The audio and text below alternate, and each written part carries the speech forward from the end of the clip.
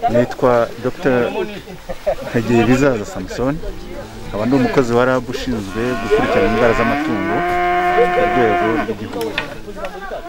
Uyu munsi turi muri Rusizi mu murenge wa Nzahaha, ariko ejo twari mu murenge wa Bweyeye, aho twaje gutangiza igikorwa cyo gukingira indwara z'amatungo, ariko twibanda by'umwihariko ku ndwara bita ubutaka, ariyo mu gifaransa bita charbon, noneho mu cyongereza bakayita black quarter.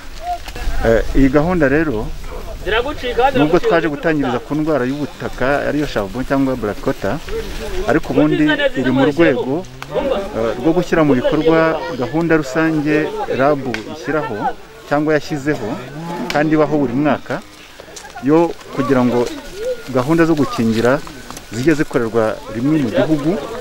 Ubwo iyo gahunda yamaze kujyaho, igiri mu turere twose, igaragaza indwara zikingirwa mu turere twose, ikagaragaza indwara zikingirwa mu turere utu n'utu bitewe n'indwara nyirizina. Ubwo rero kuri iyi ndwara by'umwihariko ni gahunda y'igihugu cyose, hose izakorerwa mu turere twose. Indwara y'ubutaka yenda nahera ku nyito ubutaka. Abanyarwanda bayise indwara y'ubutaka kubera ko babonaga ko inka yagiye ahantu ikaza igapfa amanzaganya,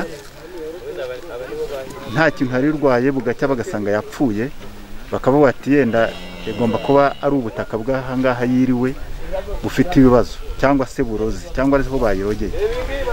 Icyo rero ni kimwe mu bimenyetso cyo gupfa vuba ako kanya.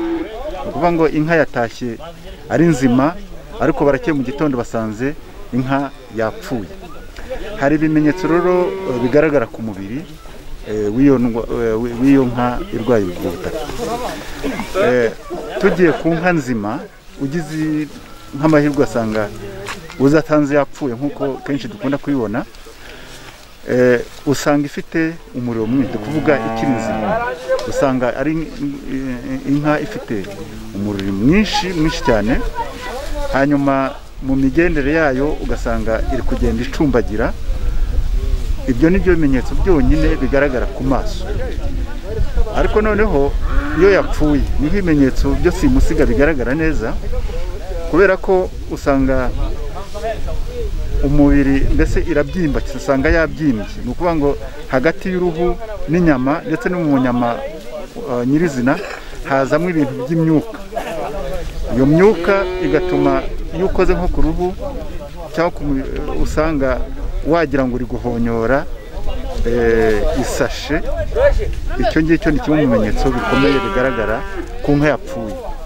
Ikindi cya kabiri kigaragara ni uko iyo uyibaze usanga mu nyama nini nk'izo mu matako cyangwa se mu ntugu zababutse, wagira ngo bazitetse.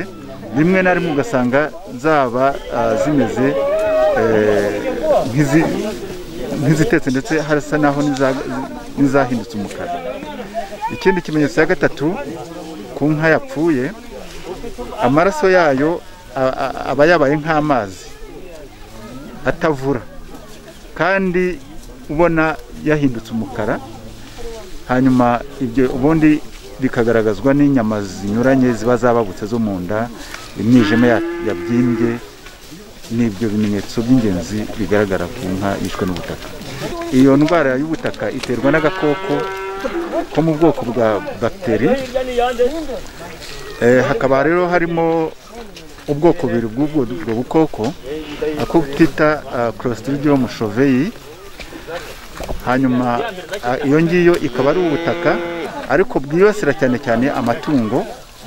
Hakaba n'akandi gakoko kitwa Bacillus anthracis, nayo ni charbon, ariko ako ngako ko kibasira amatungo ariko n'abantu karabica. Niyo mpamvu mu nkingo turi gutanga ubu ngubu ubwo bukoko bwombi buba burimo, cyangwa se urwo rukingo rukingira ubwo bwoko bwombi bw'ubutaka. nubwo ikibutera ari amabakiteri atandukanye abiri, ariko ibimenyetso muri rusange by'iyo ndwara ni bimwe, ari nacyo gituma n'izina ryabyo ari rimwe. Umworozi turamusaba kororera mu kiraro, nubwo korora mu kiraro ari imwe muri gahunda y'ingenzi dukangurira aborozi, kubera ko iri mu rwego rwo kwirinda kwandura kw'amatungo, ikaba no mu rwego rwo kwirinda kwanduza ayandi matungo. Turamusaba ngo yororerere mu kiraro, kuko n'ubundi inka ntabwo ishobora kwandura ubwo butaka itagiye kurisha ahantu hanze, ku buryo niza guhura n'ubwo bukoko buba buri mu butaka udashobora no kubona, ubwo icyo gihe ntabwo ubu yigabanyirije amahirwe yo kwandura igihe cyose itagiye hanze. Nubwo ntawamenya yenda ubutaka cyangwa ka mikorobe katagaragara gashobora no kuza ku bwatsi, birashoboka ikaba yarwara itanasohotse, ariko inka ifite amahirwe 99% ni yagiye hanze kurisha